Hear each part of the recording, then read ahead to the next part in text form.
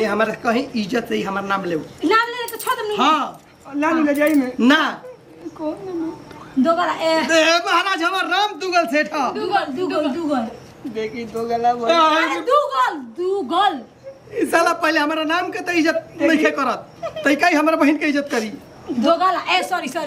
दुगल साहब दुगल दुगल सेठ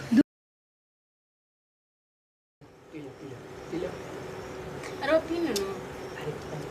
बताई कितना तो पैसा करतनी जी हमरा से कितना प्यार कइना के हमरा खातिर हॉर्लिक्स बना के लिया बनी अरे पागल तोरा खातिर कहबे तो हम कुछो बना के लिया देम दरले एक घुट में एकदम सौ हां वाह रे भाई वाह ओइजा से आई बड़ तो इजे कैसन लागत है अजी तनी मनी तक घरे के याद त उते रहल लेकिन रउआ साथ में बनी नु तो कुछ याद नहीं किया हो तो तार भैया ना होई हन भैया ना ओ का करे ना आचारी बोली हैं आचारी बोली बेथु लिखा लागे लगू हमरा के देखत रहन गोलिया में तो बुझाई कि काट ली कुकुरन लेका एकदम चोट लेत रहे गाँव हो कि बुझाते नहीं खे कौन गाँव हो गलती ना नु आगो नहीं हो सुना आ कोनो चीज के दुख होला सर दे ऑनलाइन हमारे लिए कहनी ऑनलाइन काहे जाइन कहे जी रो घरे हिम नु बानी मोबाइल के तो लोकेशन यही क्षेत्र के बतावता अभी हो आदमी साला ये गांव में कुत्तों नहीं खसल ऊपर बताओ क्या हम कहीं अच्छा हम पता लगा लेते नहीं कि बिया कहाँ हमरो नाम दुगल सेठ ना कंपनी भैया जुगे घर का जी रुआ कहाँ से हम पटना जिला से बनी का नाम पड़ हमारा नाम पड़ेला ऐसे तो लोग हमारे के दुगल सेठ कहलन दुगल सेठ बोली यानी कि सुमित पांडे जुबाउन का जी बाणन फिलहाल में भी एगो मेहरानू का ले लो शादी उदी कके मेहरारू उ कंटा पलाइल बानू कह मत बिया हितई है काम का करे मर्दे इज्जत से बोला केहू के बेटी बहन भाई अरे तो बेटी वही तो कर बड़ाइए ना होता लड़की सुंदरता जो दिल भगवान तो करे के बड़ाई कइल जाला उ माल लाइल बिजोड़ कह मत बिया हितई है काम का करे तो चुप रहा ऐसे कैसे बोलता बा हमर बहन ही है ता तोहर बहन ही है हां क्या जी तारा ले प्यार भइल तब से साला हमरा दूसर कोनो लड़की ठीके ना लगल अब साला भागा के लइल बा कल तो ओकर घर बतावा ना ओकर हम चाम तोहर किदन बहन मर्दे कहत नहीं तोहरो से सुंदर बाड़ी हो हम ओकर शिकायत बड़ाई करतानी अच्छा बड़ाई करते हो गलू घर खलता बताई ही तरह घर बताई यही चले चल जाए ज्यादा दूर नहीं खे हाँ। दूर के आगे बारे दू गो घर पार करी हुए उनकर घर उनका घर बाजा उजा लागल बाटे अच्छा रोहू का हमसे तो पहली नजर में न हो गई देखते मन कर से कब भाग चल ऐसा भाग में तन टाइम लागल 3 बार कोशिश कइली जा लेकिन भाग ना पौनी जा का हे जुगा के लेकिन कौकी भाई एकदम सफल भागल हो जाई कोई हम नहीं एबे अतना हम करा के कोई नहीं ना ये चीज ठीक कर अरे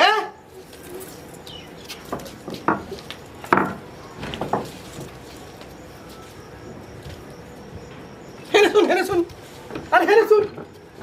अरे रे खोल गाड़ी बताओ हमारा फैक्ट्री में काम करते रहे एक हम सुपरवाइजर बनैले रही हां आइले के हमर बहन भाग के आइल बा खोला हो सुमित अरे सुमितवा बतावा ना हम का करी हम गांव बोलाई कि पंचायत बोलाई के बाजी की जी हमार नाम हम कहलानी कि सुमित के तो ये घर है हां और वो सुमित के लागम के भौजी अच्छा है नहीं एक मिनट ए बाबूआ जी राहुल देवर कितना न जाए बाबूआ जी। है ना सुनी हां हम तइका के अपना जूता कंपनी में काम लगैनी कि आइगा के मैनेजर बनैनी आई बताई तो हमारे कपार पे 2 जूता मार के हमर बहन के भागा के ले आई बा लेकिन कुछो कहीं हमर बहनी बड़ी सुंदर बिया अरे महाराज सुंदर भी है चाहे छुछुनर भी है पकड़ा जिनु तो ओकर धक हम छोटा ना टांग निमी पे तो काहे टांगम हम हमरा घर के इज्जत हो गल जी इज्जत हो गई हां कैसे इज्जत हो गई अरे कैसे इज्जत हो गल और दीवार के मेहरारू पहले भेंट कराई ए बाबूआ जी अरे डेराई बताई हम बानी हां बोली हेने अब का हो सलाम करी बड़ सार हड़े खुश रहो अच्छा ये बताओ कि तोरा काम अपने जूता कंपनी में काम लगैनी कितना बढ़िया से तो दूर से दूरे बानी हम भाई रुक जी पहले बात कर दी लेबर के काम करत रह से तोरा हम मैनेजर बनई आ ते हमरे के पार पे 2 जूता मार के हमर बहिन लेके भाग गइल। अब बताऊ हम माफी मांगली माफी बहिन हमर तो हम लेके जाइन कस के बोली तोरा पता बानू के हमर नाम दुगल सेठ ह। अरे कस के बोली देखी दोगला जी ए हरामी मारम तबला को दुगल सेठ ना मार हमर दुगल सेठ। अच्छा जाए दी जोगला जी जो भी बन ए महाराज रो हिसाब से बोली ना नाम दुगल सेठ ह। जाए दी दोगला जी दोगला ना दुगल सेठ ना मार जुगल जब दुगल सेठ उहे जाए दी लइका वसन माफ कर दी गलती हो गेलो आई घरे पानी उनी पी समझी लागल देखिए हम खसी लावत है खाई खसी हम खाइने रे तोरा पता बन रे हां हम खसी खाइना माफी मांगा हम काला खसी खाइने तोरा भी पता नहीं के हम माफी मांग ना माफी में के लगे लाग हम अच्छा रुक हम बहिन हम लेके जाए ए कनिया कहां भी है हेले सुनो डेरा मत रहू कहीं घर में घुसत नहीं का हो जाए दूसरे के घर में ना घुसे के दोगल साहब ओनिए रही दुगल दोगला जी देखी हम बड़ी प्यार कर ए भैया देखी ए बबुआ छोड़ दे एकरा से सुंदर लड़की लेके आई ना भौजी हम दोगला ए दोगला साहब देखी लड़का रोता जाए दी लड़का होता हां लड़का होता बुझाता हमरा घर कहले का हटाओ हमार जान होई दोगला साहब ए हिसाब से दोगला ना हमर नाम दुगल सेठ पड़ला। अरे वो जाए दोगला जी जान छोड़ा दे दुगल सेठ बोल बगिया तई हम ए दोगला भैया हम ना जाए हमको पहले हमर नाम इज्जत से ले ए दोगला जी ए दोगला ने हमर दुगल सेठ नाम पड़ला। अरे वो सुनिए अरे पूछो नाम पड़े कुछ नाम कैसे पड़ जाई हमर जान के जान चोदी जान के नहीं हमार अच्छा बहिन इतना बढ़िया कुर्ता पहनले बनी इतना बढ़िया टी-शर्ट पहनले बनी तो काहे रोवा जुगलाई नियन बात करत नहीं दोगला साहब माथा मत खसकाई जा हमार नाम असली है दुगल सेठ। हां दुगल सेठ हां दुगल सेठ हां दुगल सेठ चल रे तेरे अरे भैया जाए दो कह के जाए दे के दोगला भैया ए दोगला भैया जाए दे चोद रे दोगला भैया रो है दोगला भैया ले कौन ना ये हमारा कहीं इज्जत से ही हमार नाम ले नाम ले तो छोड़ दम हां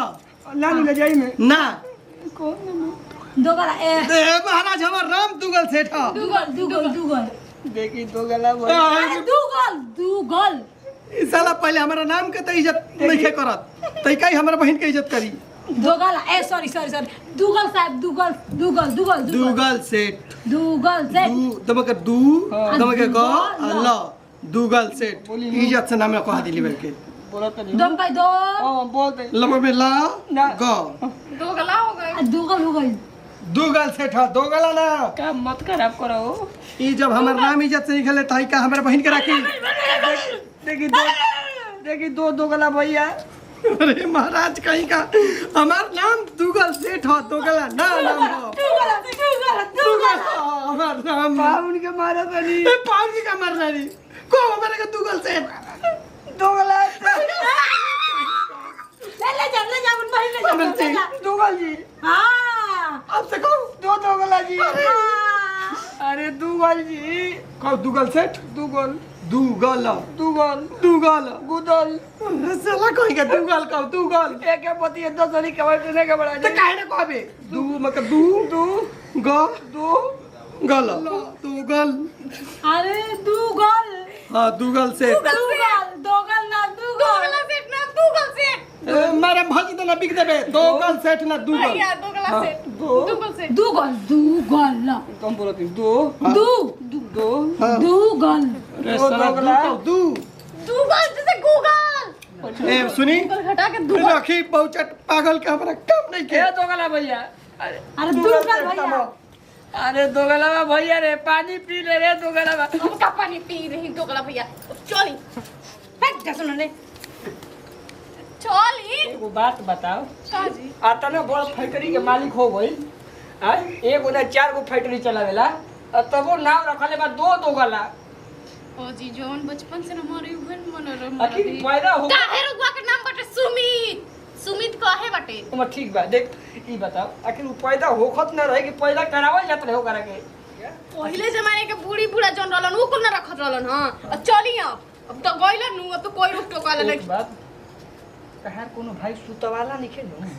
मारे बता दियो चलो कैसन सठिया गल बनी जी हां लेकिन तो एक तार भइबे नाम इधर रखले